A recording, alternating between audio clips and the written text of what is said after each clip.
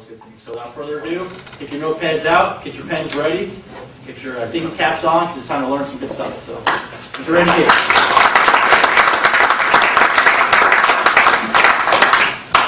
So what's the difference between an amateur and a professional? Well, generally, professionals get paid. Right? Amateurs do something for a hobby, for a habit, for love. Professionals get paid. I'm sure we've got people in the room that they're golfers. They're amateur golfers. Then Tiger Woods, he's a professional golfer.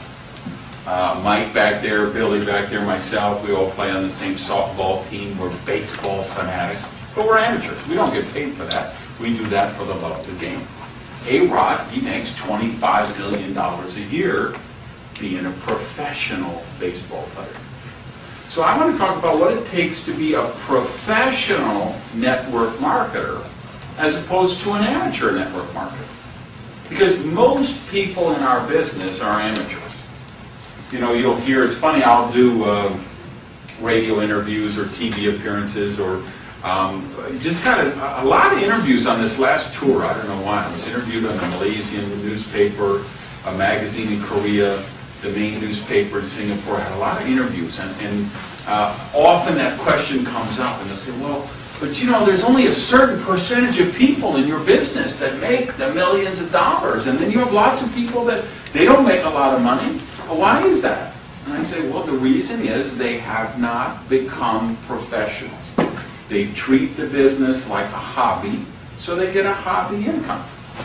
You know, and you can do some, I mean, some people do some hobby things and they make a little bit of money. You know, they paint, they sell the paintings at the flea market, or they make gift bracelets or jewelry or whatever, and they make a couple of dollars. But a true professional, they can make an extraordinary amount of money. And a true professional in the network marketing profession, we can make gangster money. I mean, let's be honest. I mean, the kind of money I make, here I am, a guy who was a dishwasher in a restaurant, thrown out of high school, no college degrees to make the kind of money I make. That's gangster money. But how did I make gangster money? I've become a professional network marketer. I look at, okay, what are the amateurs doing? What is the professionals doing? And what are the skill sets that I will need to learn to become a professional? So if, and I'm not going to go long tonight, and maybe this is 30 minutes or 35 minutes or something, but I really do want to share with you why this is so important, because this really is about dreams. You know, Brandon and I were driving up here, and we were just talking like that a lot. You know, and said, well, how old are you before you really could just set your life the way you want and decide when you wake up and what you do? And that was a dream. That came about because I saw that dream first. I said, I didn't even know what it was at the start, but I said, I'm going to have my own business. I'm going to have some kind of business where I could just travel the world and work from under a palm tree, whatever. Then when computers came along, I got enamored, and yeah, I'm going to have a business I could run from a laptop sitting on the Café Rook in Rue Saint-Honoré in Paris, watching people go by with my laptop, or sitting under a palm tree in Fiji or Tahiti, and know that I can run my business all over the world from this laptop. And I saw that image in my mind, and then I was able to manifest it on the physical realm here with Agile. So, but I had to develop some skill sets. Now, I told you guys, the first company I was ever with was Amway. That happened when I was 20 years old. I had been in the restaurant business and, you know, trying to work my way up from a cook to a waiter to a manager trainee to an assistant manager. Then I was a restaurant manager. And I realized I made less money as a restaurant manager than I made as a waiter. And I worked 2 times as many hours, 3 times as many hours. And I thought, well, so what I need to do is own my own restaurant. So I quit my job as a restaurant manager and took my assistant manager. We took every penny we could borrow and we rented a restaurant in another town and thought we would live the American dream of, you know, opening our own restaurant.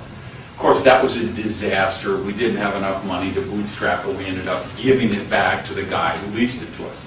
But along the way, on one Thursday night at 8:30, the phone rang, and it was my partner, Jim. He says, Randy, what are you doing Saturday? Nothing really. Why? He said, I want you to come over to the house and protect me. Protect you for what? You got 3 big dogs. What are you worried about? He said, well, I was at the gas station filling up my car. There was a guy on the other side of the pump. He started talking to me. He started talking about making money. So he's coming over to the house on Saturday afternoon to talk about making money, and I want you there because I think it's Amway. Now, I was 20 years old, all right? I said, Amway? What's Amway? You don't know what Amway is? That's the thing where they draw the circles and it's about making money? I said, I don't know about circles, I don't know about Amway, but Jimmy, if this is about making money, we need to check this out because we're not making any money. So I go over to his house this Saturday afternoon. That guy shows up. His name is Jimmy too. He has a yellow legal pad like this. He has a red pen. He draws a circle and he writes you. And he draws 5 circles under the first circle. And then 5 under each of the 5 with 25 and 125 and 625 and 3,125 and 15,625 and 78,000. And I was mesmerized. So of course I joined on the spot. And Jimmy had to sign up so he could sign up me. So you can see what a good job I did protecting him, right? Now, I didn't make any money with Amway. Not because it's not a great company. It is a great company. I was just with the sponsorship line that didn't know anything about the business. They told me, go out and find people with hotels because they wash lots of sheets and you can sell them buckets of SA8 laundry soap. So well, I didn't know anyone in hotels, right? A few people, and they didn't want to buy SA8 laundry soap, right? They had their regular wholesale people they bought from. They weren't going to buy from me. And I was just the kind of person, where I was at that point in my personal development, there was nobody who wanted to do business with me. All I did was I'd go out and I'd argue with people. And that was my whole business. And I can tell you every rational, logical reason why what you're doing right now is stupid and why you'd be an idiot if you didn't join me in Amway. Well, that approach didn't work very well, strangely enough. So I did that for a few months. That didn't work, so I switched to a new approach. I tried begging people. Just sign up, I need somebody, that approach didn't work very well either. So the bottom line was I sponsored one person into the Amway Corporation who was my roommate because I lent him the money for the distributor. And, he hung around. We hung around like 6 months. Neither of us ever did anything else. I didn't know what to do. I didn't have any of the skill sets we're going to talk about. But back in that day, when you joined Amway, you got a 3-ring binder. It was like this thick. It was the training. This is how you do the business. So I said, well, these people must know what they're doing. So I got the binder and I called up and I'd call my friends and say, hello, friend's name. This is your name here speaking. And I've got something I'm really excited about and I'd like to share with you. What would be better? Tuesday night at 7 o'clock or Thursday night at 7:30? And they were like, well, why are you talking so funny? And weren't a lot of people come into my house. So 6 months go by, my roommate drops out. Well, what am I going to do? I've lost my entire organization. So of course I drop out. So I say, I tried it, it doesn't work. I love the idea, it just doesn't work. But of course I've gone to everybody I know, and so now they know Randy's into those things. So a few months go by, I get a call from a guy who says, I've got a deal that's just like Amway, only better than Amway. Well, I like Amway, so I thought this is better than Amway, so I joined that deal right away, signed up my roommate, same deal. Again, a few months go by, roommate drops out, I drop out. Okay, I tried it again. A few months go by, I get a call. They got a deal that's just like the deal that was just like Amway, only it's better than the deal that was better than Amway. I jump all over it, roommate comes in. A couple of months go by, he's gone, I'm gone. Ring, ring. I said, deal was just like the deal that was just like the deal that was just like Amway, only it's better than the deal which was better than the deal which was better than Amway. I'm in like Flint. Roommate wouldn't join. So 5 years go by. 5 years, I lose money in the business. 5 years, I go to meetings, I drive my beat-up old Plymouth, and I park it behind the restaurant so nobody sees, so I can talk about traveling the beaches of the world, and they don't know I'm driving this beat-up old rust bucket with, you know, the Fred Flintstone floor that you can put your feet through and all that stuff. So 5 years, paying money, going meeting prospects, buying packets, going to meetings, not making any money. Finally, I say, you know, this isn't working. Something has to change. There's some dynamic here I'm not figuring out, because the fact is there are people that were walking across the stages who were driving the free bonus cars. They were winning those free trips. They were cashing those big bonus checks. And I made a commitment. Okay, I've got to find out, what do they know? What is the secret they're not telling me? What is the distinction between those people who make money and those of us who don't make money? What's the deal? What do I have to know? And I had an epiphany after some real critical thinking. I came to the realization, I've got to do the business in a way that other people can do it. I've got to develop some skill sets, and then I've got to do these skill sets that other people are going to be able to develop. Because one of the fascinating things that happened was, during the 5 years I was losing money, I was still racking my brain and going crazy. Why are they making money? What do they know? What are they doing? And I noticed that, you know, the person with the markers made the most money. So I said, okay, I got to fight my way to the front of the room. I've got to become one of those people who can make the presentations. I've got to be one of the people who can do the meetings. So I'm going to learn how to give the best presentations in the world. So I found a restaurant in Sunny Isles that had like a banquet room in the back, and they said, you know what, yeah, you can use the back room there. Just tell your people they can, if they buy coffee or tea and have a cake or pie or whatever, we'll just give you the room and we won't charge you. You can do your meetings. So I started doing meetings 5 nights a week.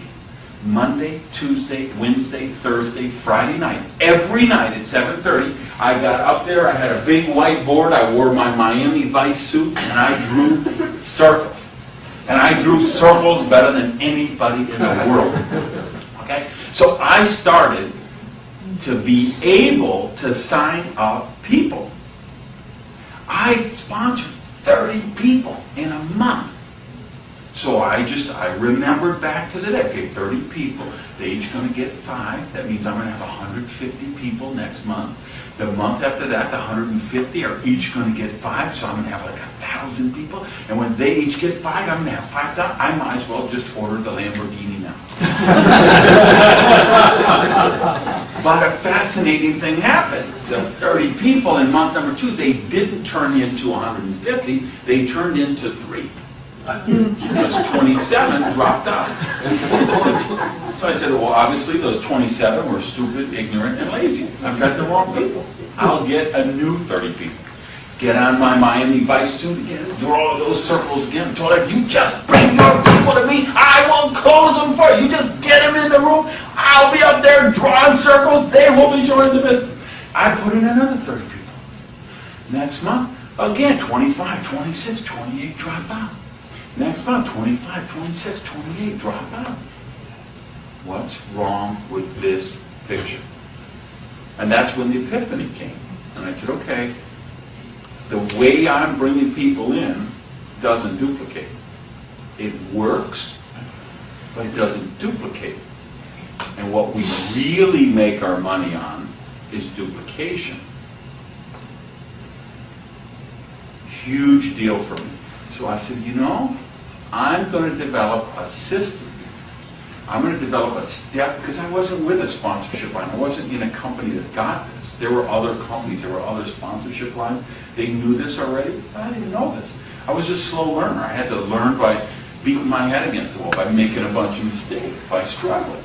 So I said, okay, I'm going to find a way to do the business so that the people that I bring into the business are going to be able to do the business. And that is the magic. This is what we have to offer with Agile that most people in our profession can't offer, is we have rock solid, airtight step by step by step duplicable system that we can offer people. If you look at our first step for a casual acquaintance, that Safe is the New Risky DVD. If you look at this cash flow class that we do, it's such a quantum leap above what anyone else in our profession is doing because it's so duplicable. Anybody can do it. People who would never do a home meeting before, they can do a cash flow class. People who would be deathly afraid to make a presentation, they can invite people to cash flow class. They can give out a Safe is the New Risky thing. They can follow up and give some product samples in the next magazine, and they can just follow the steps. They can just, connect the dots. People that don't make it in all kinds of other companies are making it with Agile. Even in people who haven't made it with Agile. Since we rolled out this new recruiting system at Agile World, we've had people that were left for dead who have come alive, and they're doing great now because of this system. And one of the components of this system, one of the really important elements, is this philosophy of using always third-party resources. You notice we don't do one-on-one presentations. I was just counseling with one of my guys in Texas today via email, and because he's out there doing one-on-ones, and I'm saying, Jim, stop doing one-on-ones. They work for you. They work for me. But because he's a powerful person, he's a very successful business person. If he sits down across the table from you one-on-one at Starbucks, he's going to talk you into doing the business. But 95 out of 100 people, they're not going to be able to duplicate that process. But if you invite him over to a cash flow class and say, hey, follow along in this worksheet, watch this Eric guy on the video, and it's going to be about 30 minutes, and then we're going to answer some questions afterward. Everybody who comes to something like that says, wow, I could do that. I could see myself doing the business. Now, that doesn't mean that you still don't have to develop skill sets. You do. But the skill sets you have to develop are very simple, and they're very practical and applicable, and they work and they duplicate. So let's talk about that so you really know, okay, how do you go out and build a multi-million-dollar business with this? And again, here's the difference between amateurs and professionals. Let me tell you the number one expression that keeps more people broke in network marketing than any other sentence that has ever been uttered since the Earth's crust cooled. One sentence. This one sentence keeps more people broke than any other sentence that's ever been uttered. And this is the sentence. I don't know that many people. Exactly. See, that's what amateurs say. Amateurs say, I don't know that many people. We just moved here 11 years ago. See, there was a time Tiger Woods could have said, well, I don't know how to putt. I didn't know how to drive the ball 400 feet. Because he was an amateur, and he couldn't do that. To become a professional, he said, I need to develop those skills. There was a time A-Rod could not hit a 95-mile-an-hour fastball. He couldn't hit a breaking ball. But he said, to become a professional, I have to develop skills. Maya Angelou, at some point in her life, she was writing poems that said, I float the boat on the sea with me. And thought that was brilliant. And then thought, well, maybe I could develop my skill set, my craft more. She made that was a conscious decision. It's the same thing in that regard. See, what amateurs do is they say, well, I don't know that many people. Now, the first problem with that is it's never true. Everybody knows a minimum of 500, 800, 900 people. Everybody. I don't care if you work in a lighthouse, okay? If you run the toll booth on the causeway, and that's all you do is sit in there and it goes up, and it goes up, you still know 800, 900, 1,000 people. Everybody does it. And we have proof. I mean, the average wedding has 500 people. There's 250 on the bride's side, there's 250 on the groom's side. And this holds true because the average funeral has 500 people that sign the guest book. Right? So isn't that fascinating? So when someone says, well, I don't know, I say, well, if you could turn out 500 people when you're dead.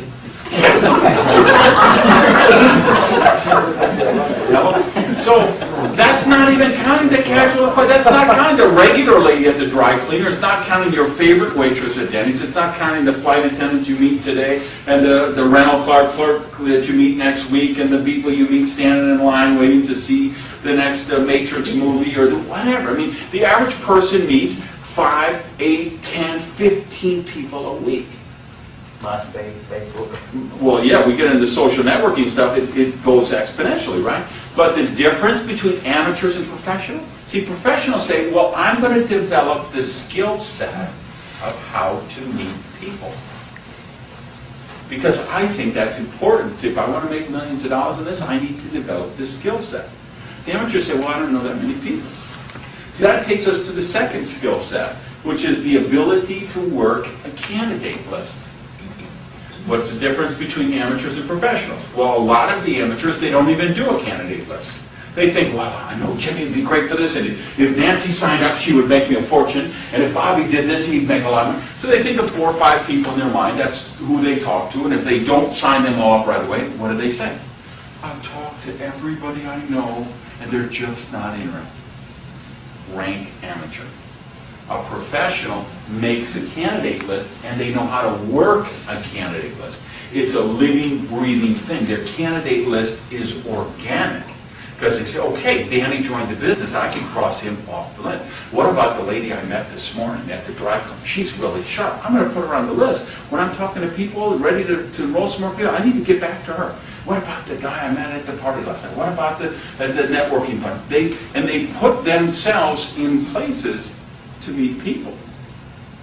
And of course, this is what I could teach better than anyone in the world, because I came into the business as this pathologically shy guy, as this antisocial, deathly afraid of meeting people person. And even to this day, and people say, that can't be true, because I've seen you do seminar. You understand, it's a whole different dynamic. You can put me on a platform and have 20,000 people, that doesn't make me nervous at all. But put me in an elevator with 3 people who want to do small talk, I'm petrified. I can't, let me not affirm that. In the past, I was petrified of that, right? So that was just not my thing. But one of the things I learned is I could create situations where I met people, and I didn't even do this for network marketing consciously. This was something that I was able to develop over time, probably on a subconscious level. And then once I saw it started, I could refine it. But I recognized that I could put myself in situations where I would meet people in a non-threatening way. You heard Billy Looper up here talking earlier. Now, Billy is a double diamond director. That means he's built a very big group. He's made $1.3 million with Agile so far. You can figure with our team volume commission, our leverage matching bonus, I made a couple of bucks because I brought Billy to the party, right? Now, you know why I brought Billy to the party? You know how I met Billy Looper? Because I went and played softball. See, now, I never played ball. I love baseball, been passionate about it my whole life, but of course my mother didn't have money for equipment and Little League and fees and all of that stuff, so I never played. Then at 4 years old, I was working with a company, speaking at the convention, and they said they were going to do a charity softball tournament, raise some money for a March of Dimes. I played, I had the time of my life, and I thought, wow, I could do this now. I have the money, I have the time, I could start to play softball. So what I did is I found an ad in a magazine, responded to an ad that they had a league, and I joined that league. And I remember the first Sunday I was driving up there, because I was so excited about the ability to play softball. And then when I was in the car on the way up there, I think, oh my God, I don't know anybody on this team. My palms were sweating on the steering wheel, but I really wanted to play softball. Then I got there, and what happens? Okay, hey guys, this is Randy, he's the new guy, and this is Jimmy, and this is Bob, and this is, and you don't know, this is so. And then you just go and you play ball, and there's no nervous thing. You just start playing ball and you forget about it. By the end of the game, you're like friends with those people. Then I met people on other teams, and then we went to tournaments, and then I joined other leagues. So I have a double diamond director, I have a director, I have a manager, I have a senior manager, I have a regional, all people I met because I play softball. I have senior directors because of the church that I go to. I didn't go to the church to recruit people. I go to church for my spiritual sustenance. But while I'm there, see, if I'm sitting there and you're sitting there and we go, wow, did you hear that service? Wasn't the minister amazing today? Didn't you love the part? It's a non-threatening way to have that conversation. It's a non-threatening way when you meet, I joined the Viper Club. It's just a social group of guys who drive the Viper cars. And you have a shared experience. So you go and you meet people, and I was still a little nervous. So I remember going to the first club, function. But, I loved the car, and, I knew these other guys loved the car, and we were going to look at the cars and hear about the specifications, and, it was a kind of a fun thing. So my desire for the fun outweighed my fear of meeting people. Now, the truth is, I bet half of this room, you don't even have that issue. Chuck doesn't have that issue. Jerry, I don't think you have that issue. I know Billy Looper doesn't have that issue. A lot of you love to meet people. You don't have that nerves. You're not shy people. You're outgoing, gregarious, social people. You love to meet people. So you don't even have that issue. But the point is, if you are shy, you have a choice. You could be an amateur and say, well, I don't know that many people. I don't know how to meet people. I don't know how to work a candidate list. Or you can say, well, I want to be a professional, so I'm going to develop the skill set. The difference between amateur and professional, professionals develop the skill set of meeting people. The difference between the amateur and professional, the professionals develop the skill set of how to work a candidate list. They have their agile business plan, they start with that list, and then it's an organic list, and they work it all the time. Third skill set, one of the most important in our profession, is the skill set of inviting. So we invite people, hey, if I give you this DVD, would you watch it? That's an invitation. Hey, if I get a seat for you, we've got a cash flow class on Tuesday night. If I hold the space for you, will you come to the cash flow class? Hey, we're having an agile money mixer. So you might be inviting to a money mixer. You might be inviting to review a DVD. You might be inviting to come to a cash flow class. You might be inviting to get on a webcast or conference call. That's a skill. The skill of inviting people. Now again, what's the difference between amateurs and professionals? Amateurs say, well, I'm not very good at inviting. So what? Who was good at inviting? Nobody started that. If I look at some of the philosophies that have really made me money over the years, here's one of them. This has been worth millions of dollars to me. Here's my philosophy, and I live by this philosophy. You can't look good and get better at the same time. And it'd be the same whether we talk about invitations, if we talk about presentations, if we talk about any of the skill sets in our business, you make a choice. Do I want to look good, or do I want to get better? You want to make great invitations?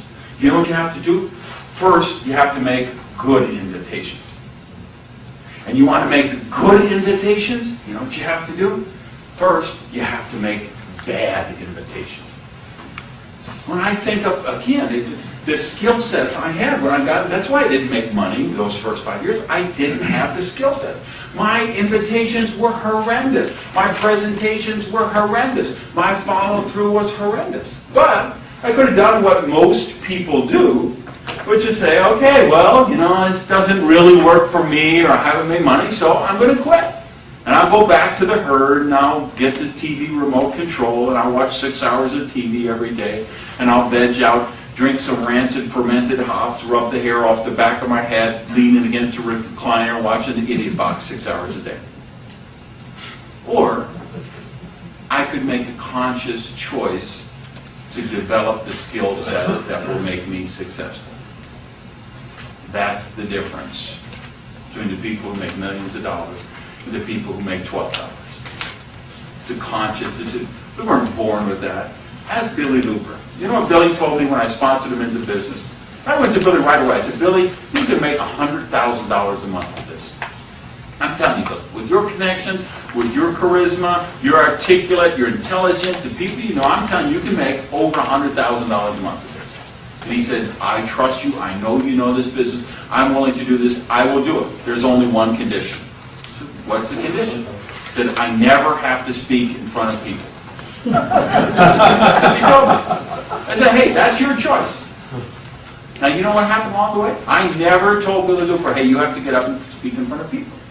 Along the way, he said, you know, I noticed the people making the most money are the ones holding the marker. I think I need to learn how to hold the marker. He made a conscious choice to become a professional and get up and speak in front of groups. Never made him do it, because that isn't what leadership's about. Remember, you know, we do in network marketing. We're dealing with an all-volunteer army. You can't hire people, you can't fire people, you can't force them to do anything. We can only lead people. People say, how do I manage my people? You don't. You don't manage people. You lead people and you manage things. Right? So Billy looked at the leadership of Agile and saw, well, what the leaders are doing is they're getting up there, they're training, they're doing Super Saturdays, they're speaking at business briefing, they're up there presenting, their group sees them up there with the marker, so if I want to be professional, that's a skill set I need to develop. So here's the thing about these skill sets. We've talked about the skill of meeting people, skill of working a candidate list, the skill of inviting. Now, we could talk about the skill of presenting, but here's the thing I want you to understand. You don't need that to start. You can build a business that makes you $100,000 or $200,000 a year without being a presenter, without developing the presentation skill set. Now, that's not true in most companies, but it's true with Agile and it's true with A-Team. And the reason why is because of this system we've developed with the safest, the new risky, and the cash flow class, and all of the third-party resources. So we don't, in fact, we tell you, we don't want you to do one-on-one presentation. We don't want you to go and be the message. We want you to be the messenger. If you say, Gage, tell me the one secret. What's the one magical, mystical thing I need to know to make $1 million a year in the business? That would be it. I'd say, be the messenger, not the message. So see, the time will come, if you're going to be a diamond director, where the people are going to expect to see you on stage.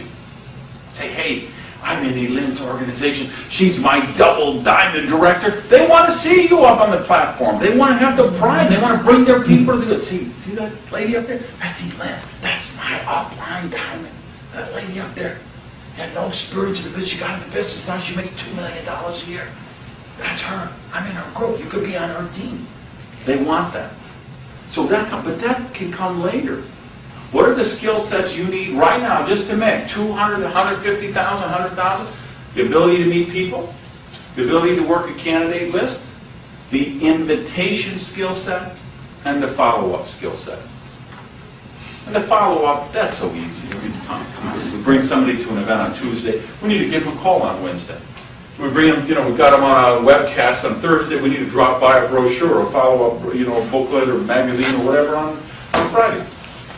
24 or 48 hours later, we need to call back. So all we need to do, we need to have a planner or a calendar or a thing on our laptop or whatever that we can follow through.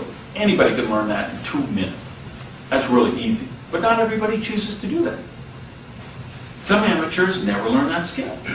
So, well, I brought 5 people to the meetings and none of them have ever called me back. Well, of course they haven't. Because as soon as you got to understand, the average person in the world today watches 6 hours of television a day. Real time. That's the actual statistic. 6 hours a day watching TV.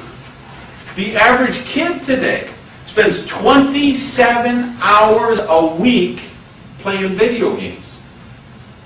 So if you don't follow through, if you don't help them nurture, that's why I say that's their amateurs and professionals. See, if we just left this room, I know we've got some real success conscious people in this room. People, you stayed for the night owl, you could be home watching V tonight, right? You're here instead, so you're a professional, right? So, but if we just went out here and the next 100 people we saw on the bus stop said, would you like to be healthy? Would you like to be happy? Would you like to be rich? All 100 would say yes. Say, we could show you a 2 to 4 year plan where you could be financially free. Would you do that? Absolutely. Would you be willing to trade 10 or 15 hours a week for that 2 to 4 years to be financially free? Yes, sign me up. But on Tuesday night, when you have the meeting here at 7:30 and they're trying to walk out of the house and they see that remote control, they can't make it past the remote control. That's the amateurs versus the professionals. So basic skill set, how to meet people. So if no one in this room, if you ever come to me again and say, I don't know that many people, I'm going to slap you. Because you just said, hey, I want to stay a rank amateur the rest of my life. I'm not willing to develop the skill sets to be a professional. So, well, I don't know who to talk to. I'm going to say, oh, please don't waste my time. You made a choice to be a rank amateur because you don't want to develop the skill set of how to work a candidate list. So, well, I made some invitations and they didn't show. I invited some people to my cash flow class and they didn't come. So what? I had 4 people who didn't come to my first cash flow class, which back then we called them PBRs, right? Private Business Reception. I had 4 that didn't show up. I had others who didn't come to the next one, and others who didn't come to the next one, and others who didn't come to the next one. But that didn't matter to me. What mattered to me were the ones who did show up. See, Billy showed up.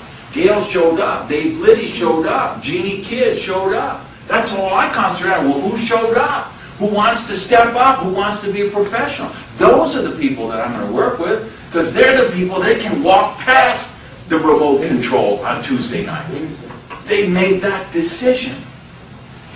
So, you look at my numbers, I've got 166 people now that I've put into the business over 4 years. I said, well, I bet they don't all do it. I bet some quit. What happens if you sponsor this guy and then this guy drops out? It happens all the time. Some do it now, some do it later, and some do it never. There's not that many people willing to be professional. But out of my 166 people, I went back and looked a couple of weeks ago, 89 were still in the game. So when I do those interviews with those newspapers and the magazines, they say, wow, well, half of the people dropped out. I say, so what? Half of the people that get married get divorced. You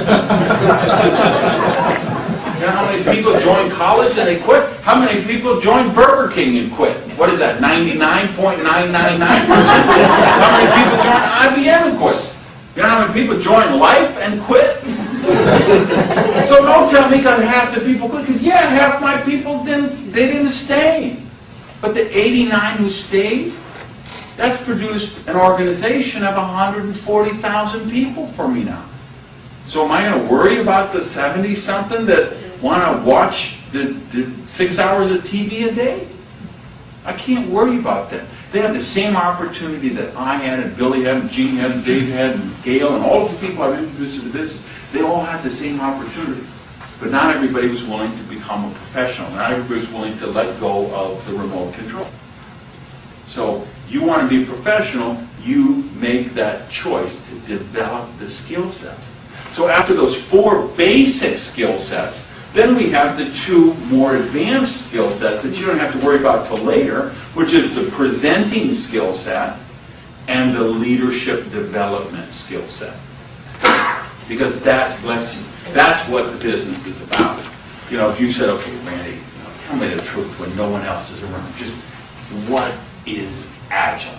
At its very essence, I'm going to say Agile is a leadership factory disguised as a wellness company. That's what we do. That's what being a professional is about in this business at the higher level. Getting in online, going into your back office and saying, okay, who are my leaders? Who are the people that I need to do? Where do I have a fire going in my organization? I'm going to get on a plane and go pour gasoline on the fire. Right? You all saw the video on our leadership updates the last 2 weeks. I did that around the world tour, and thousands of people. And I had the people in Jakarta, the people in Moscow, and Medan, and Seoul, and Sydney. And all I was doing was I just looked at the back office and said, where do I have a fire going on? Let me go pour some gasoline on the fire. Because I got leaders there. And if I go down and support those leaders, that will help those leaders develop new leaders. When you start, you could be a senior manager right now, and you've got 11 people in your group. Maybe you don't even have a leader yet. Then you got to look at it and say, well, who's my potential leader? Who's somebody, and now I don't have money to fly to Jakarta, Indonesia, like Gage did, but who do I have in Naples that has a potential to be a leader? That maybe I'm just going to get in my old Honda and drive 2.5 hours over there and do a meeting for them and help them grow. Who do I have up in Daytona Beach that, I'm going to finish work at 5 o'clock at night, jump in the car, drive up there, get up there by 7 o'clock, do a meeting till 9 o'clock, drive home at 11 o'clock, get something quick, go to bed, get up at 6 a.m. the next day and go back to work. But if I make an investment in that potential leader, they're going to turn into a leader. So those are the skill sets we develop. That's what makes multi-million-dollar earners in our profession, is the people who say, I'm not interested in arguing for my limitations. Because that's what people do. And see, I learned that. That was one of the most important lessons I ever learned in personal growth, is only argue for the limitations you want to keep. But it's true, I don't know that many people. Well, the more you argue for that limitation, the more you're going to own it. I'm just horrible at doing invitations. I just can't make invitations. The more you argue for that, the more you're going to own it. If you make a choice, no, that's the skill set I need to develop to become a professional. That's how we break through. That's the personal development. That's the growth. So we start the skill set of meeting people, the skill set of working a candidate list, the skill set of inviting, the skill set of follow-up. That'll get you to $150,000 or $200,000 a year. Then you can fire your boss. You can go into the business, start working 20, 30, 40 hours a week, and then you can concentrate on the other skill sets, the presenting skill set and the leadership development skill set. Here'd be the last thing I would tell you. And I talked about this at Agile World. For every person seeking greatness, there are dozens more charged with safeguarding mediocrity. Right? For every person who wants to be a professional, for every person who wants to be great, there are dozens and dozens that want to live in mediocrity. People think the opposite of success is failure, but it's not. The opposite of success is mediocrity. See, failure is not the opposite of success. Failure is a component of success. And Brandon, you said this in the car on the way up there. You were talking about your book, and one of your chapters was, what about failure? Embrace failure or Become addicted to failure. become addicted to failure.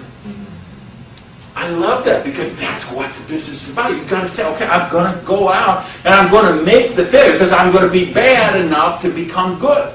I was doing a program with Ken Don in Houston last weekend, and Ken had this brilliant thing. He was talking about inviting and presenting. He said, you know what? You can never say the wrong thing to the right person.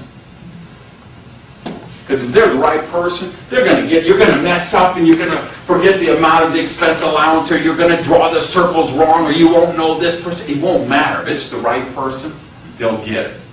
They're big kids. They know what passive income is. They know what residual income is. He or she who makes the most invitations will win.